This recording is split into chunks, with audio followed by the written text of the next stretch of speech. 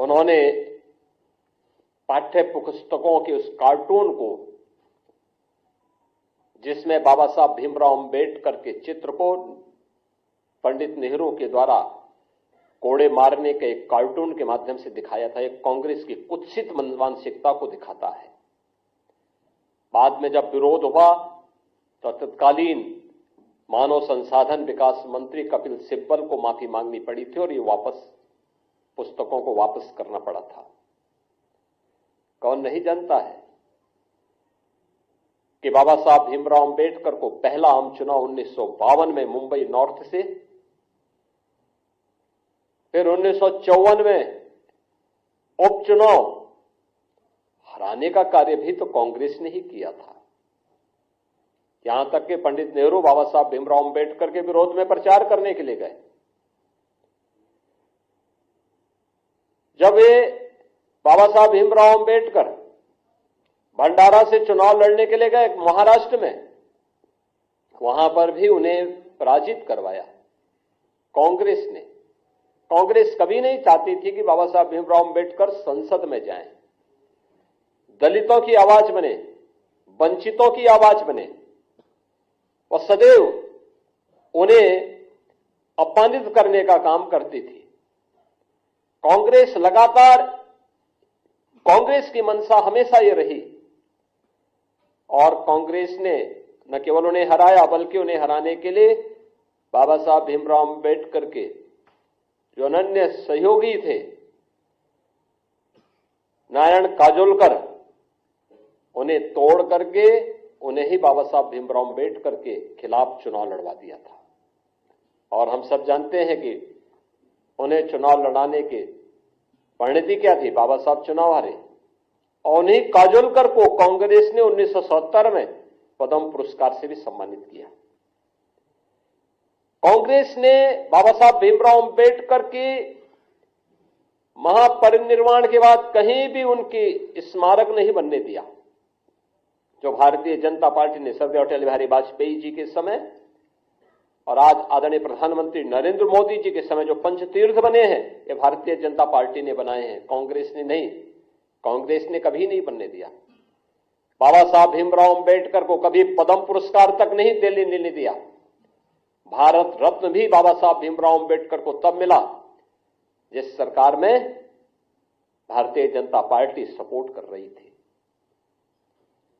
कांग्रेस का इतिहास इसी से आप समझ सकते हैं। जो बाबा साहब भीमराव अंबेडकर ने अपने इस्तीफे के दौर के बाद कही थी, जब उन्हें अपने पद को छोड़ने के लिए मजबूर होना पड़ा था, तो उन्होंने उस समय नेहरू सरकार पर आरोप लगाए थे। और ये परंपरा है कि कोई मंत्री अपने पद से इस्तीफा सदन के रहते हुए दे रहा है तो उसे सदन में बोलने का अवसर दिया जाता है। बाबा साहब भीमराव अंबेडकर को नहीं बोलने दिया सदन में, अपमान यहां पे भी किया गया। उनके इस्तीफे को उजागर नहीं होने दिया गया। अपने इस्तीफे में बाबा साहब अंबेडकर इस बात को कहते हैं कि कांग्रेस को वंचितों और दलितों की चिंता नहीं है, पंडित नेहरू को दलितों और वंचितों की चिंता नहीं है, इन्हें मुसलमानों की चिंता है। ये वंचितों और दलितों से ज्यादा महत्व उन्हें देते हैं, और मैं वंचित और दलितों की आवाज बनना चाहता हूं। मैंने वित्त और अर्थशास्त्र विषय से उच्च डिग्री हासिल की है, मुझे किसी संसदीय समिति में तक नहीं रखा गया है। ये पीड़ा उनकी थी, जो वंचितों और दलितों के लिए जिस आंदोलन को उन्होंने आगे बढ़ाया था, देश के अंदर जिस सामाजिक समता के निर्माण के लिए उन्होंने अपना पूरा जीवन होम किया था, उन्हें उससे वंचित करने का काम भी कांग्रेस किस रूप में कर रही थी। ये बाबा साहब अंबेडकर की पीड़ा उनके इस्तीफे के माध्यम से देखने को मिलती है। और याद करिए, जब कांग्रेस नेतृत्व की ही सरकार केंद्र में थी, तब उस समय कांग्रेस यूपीए सरकार के प्रधानमंत्री भी इस बात को कहते हैं कि देश के संसाधनों पर पहला अधिकार मुसलमानों का है, क्या वंचितों और दलितों का नहीं है। यानी देश को कैसे लोग आपसी बंटवारे का कार्य कर रहे हैं, ये किसी से छुपा हुआ नहीं है। और जो बाबा साहब भीमराव अंबेडकर देश के दलितों और वंचितों को अपमान करने का जो एक काला अध्याय कांग्रेस का रहा है, कमोवेश वही परिपाटी समाजवादी पार्टी ने भी अपनाई है। याद करिए, समाजवादी पार्टी की सरकार के समय 2012 में जब सरकार बनी थी, तब तत्कालीन मुख्यमंत्री ने कहा था कि सामाजिक न्याय से जुड़े हुए जो स्मारक हैं लखनऊ में बने हुए, सबको तोड़वा देंगे। यानी उन्हें सामाजिक न्याय के इन पुरोधाओं के स्मारक उन्हें अच्छे नहीं लग रहे थे, और उन्होंने अपने समय में किया भी। कन्नौज के बाबा साहब अंबेडकर के नाम पर बने हुए मेडिकल कॉलेज का नामकरण हटा दिया, उसे बाबा साहब भीमराव अंबेडकर का नाम हटा दिया। लखनऊ में भाषा विद्यालय मान्यवर कांशीराम जी के नाम पर स्थापित था। वे सामाजिक न्याय की जिस लड़ाई को लड़े थे, समाजवादी पार्टी ने नाम हटा दिया। सहारनपुर मेडिकल कॉलेज के नाम हटा दिया, तमाम जनपदों से नाम हटा दिए गए। ये चीजें दिखाती हैं कि लोग किस रूप में समाज को विभाजित करने के लिए राजनीति करना चाहते हैं। आदरणीय गृह मंत्री जी के बयान को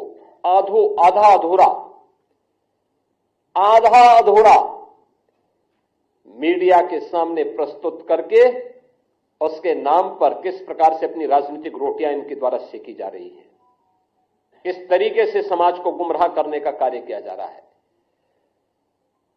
अपने किए हुए पर पर्दा डालने के लिए इनके द्वारा लगातार इस शरारत की जा रही है।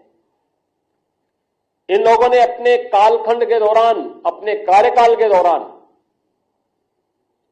बाबा साहब भीमराव अंबेडकर सामाजिक न्याय के पुरोधाओं और महापुरुषों, दलितों और वंचितों के प्रति जो विद्वेष की भावना इन लोगों के मन में थी, ये आज भी उस प्रकार का आचरण लगातार कर रहे हैं।